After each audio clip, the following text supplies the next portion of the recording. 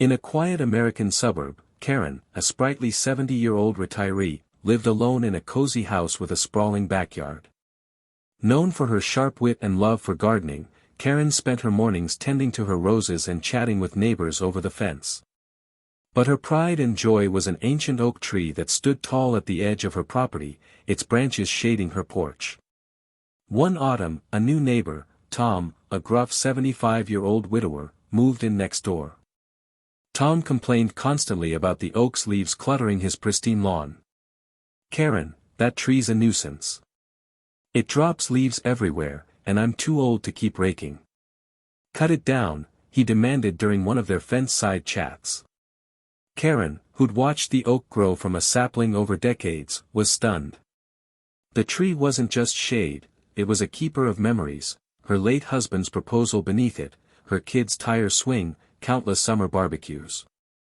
She politely refused, saying, "Tom, that oak's been here longer than us both. It's part of this place." Tom grumbled, even rallying a few neighbors to his cause, citing the mess and potential storm damage. Karen felt the pressure but stood firm. Instead of arguing, she invited Tom over for coffee under the oak's canopy. As they sat, she shared stories of the tree's history, how it had sheltered her family through joys and sorrows.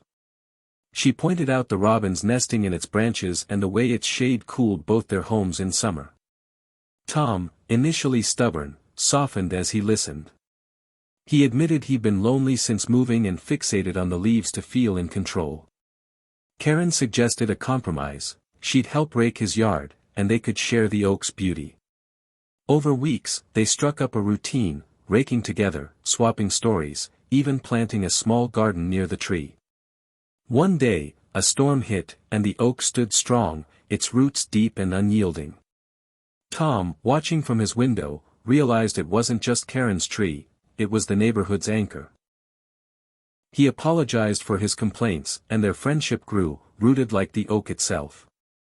Moral: for older folks, holding on to what matters, like memories or community, can bridge divides, teaching us to listen and find common ground instead of conflict.